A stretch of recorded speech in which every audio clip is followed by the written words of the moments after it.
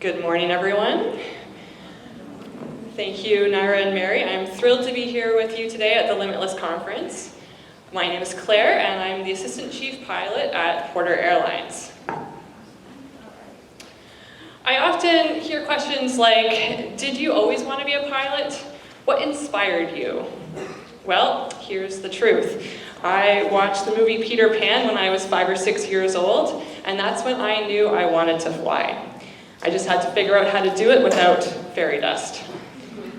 But how did I get from being that little kid to where I am today? Here are a few highlights.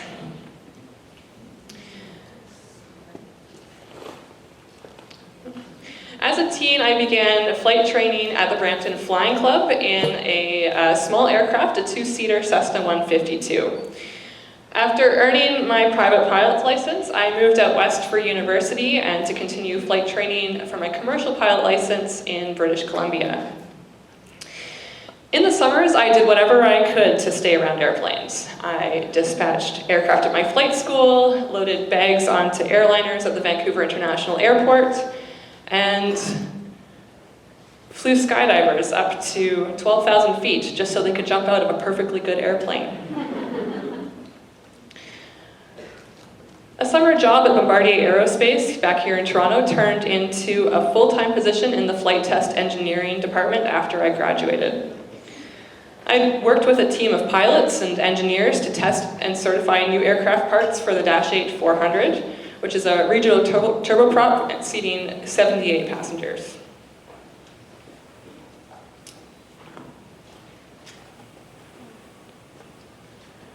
Here's a picture I took when we were testing in the Philippines. That mountain in the background is actually a dormant volcano, and the runway was on the lower slope.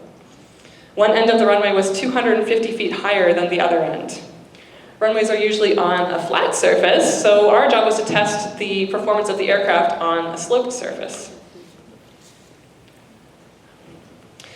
After a few years in flight test and some more training, I was ready to fly the Dash 8. Here I am on a test flight with my friend Karen. Along with our technician, Maria, and our mechanic, Vicky, this turned out to be Bombardier's first flight with an all-female crew. This is a rare occurrence because currently only 6% of pilots and 2% of aircraft mechanics are women. I think those numbers could be a lot higher, don't you?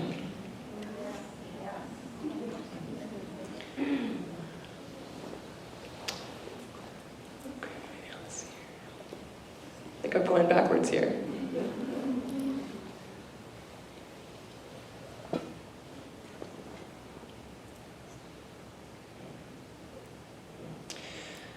Seven years ago, I started my job at Porter Airlines. Porter has a fleet of 29 Dash 8-400 aircraft. We fly to 22 destinations in Eastern Canada and the US. Each aircraft has a crew of 2 pilots, captain and first officer, and 2 flight attendants. I'm paired with the same crew for between 1 and 4 days, and on any given day we fly between 2 and 6 flights. As a new pilot at the airline, I started as a first officer, or co-pilot. Then after gaining some more experience, I upgraded to become a captain about 2 years later. On a daily basis, my job is both challenging and rewarding. So in the last few minutes we have together, I'd like to share 5 lessons from my first year as an airline captain.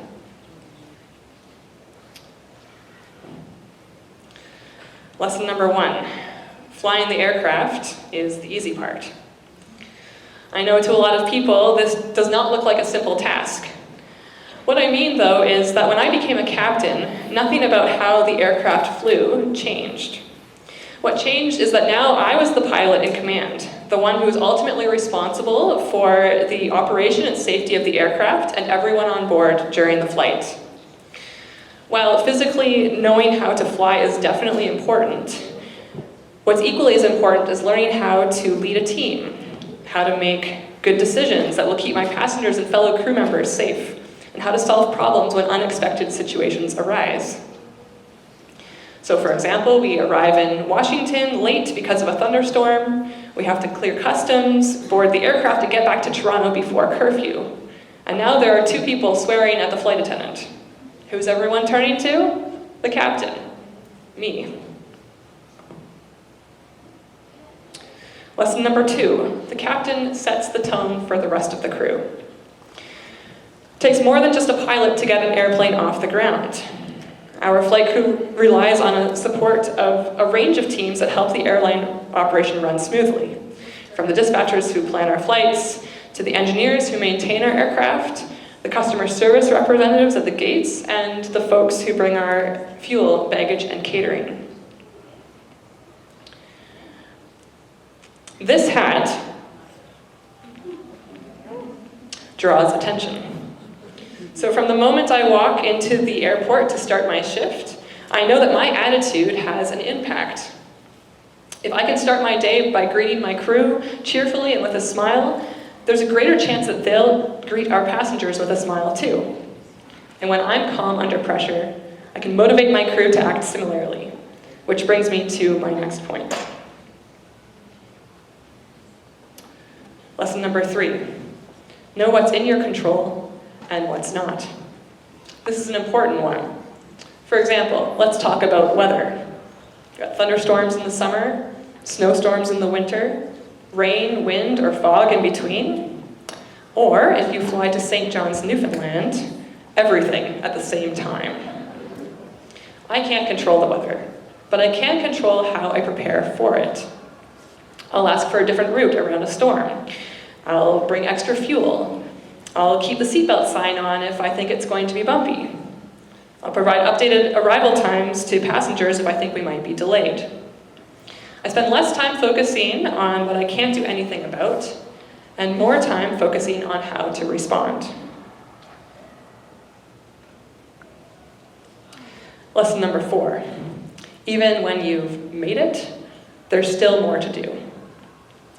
I strongly believe that we never stop learning or developing in our careers. Not only is it important to seek out mentors, to ask them questions and learn from their wisdom, it's also important to pay it forward to the next generation. This is one of the reasons that I volunteer with the Northern Lights Aero Foundation, whose mission is to encourage young women to pursue careers in aviation and aerospace by celebrating the achievements of women in these fields. Together with Porter Airlines, the Northern Lights Aero Foundation launched a mentorship program in 2018. This program has something for everyone, whether they're in the imagining, training, or developing stages of their careers. You can be a mentor, a mentee, or both. Lesson number 5, it's okay to defy normal. Well, it's almost time for me to say goodbye. I like to stand at the front door and say goodbye to passengers when they disembark the aircraft. Even though they've already heard my voice over the PA, it's not uncommon to see a double take or a curious glance as they realize that their pilot is a woman. Or better yet, get a high five from a woman my mother's age. Or hear a parent telling their daughter, "See, you can do anything." We recently had a passenger, a 12-year-old boy, who was traveling on his own. It was his first time flying, ever. And I had an all-female flight crew. Afterwards, I looked at my first officer and said, "Hey, now 100% of the pilots that kid has met have been women. So maybe we're not just defying normal, but defining a new normal." In my first year as airline captain, I realized that flying the airplane is the easy part. The lessons I've learned have been important for my job, but they're also important for life. So today I encourage you to reflect on what it means to be in command as captain of your own life. Thanks for flying with me, and I hope you enjoy the rest of the conference.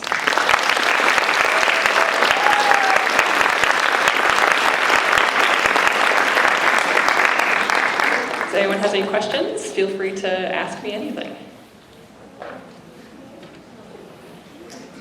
Is there anyone that has questions over there? I see someone.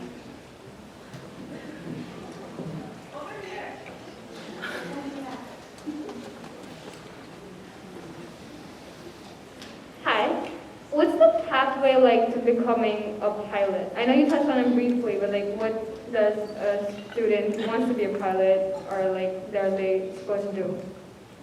Yeah, there's a couple different options. While you're in high school, you want to be thinking about taking maths and sciences, the STEM courses, which are requirements for a lot of the colleges and universities that have aviation programs here in Ontario. There are different pathways. So as I mentioned, there's some colleges, from examples in this, in Ontario are Seneca College and Sioux College and Conestoga. And there are some university programs as well at the University of Waterloo and Western Ontario. Some people choose to do training through the military college or Royal Military College. You can also do flight training privately through some flight schools, like the Brampton Flight Center has an 18-month college program that's really specifically focused on flying, whereas if you take a university program, you might be getting more well-rounded education with other courses in addition to your flying courses. Typically, it could take between 18 months and 3 or 4 years, depending on which route you end up taking. And after that, typically, you're not going directly from a flight school program to an airline. You might be flying for a smaller operator while you build your time and experience before that. Thank you, Claire. Can everyone please give a round of applause for an incredible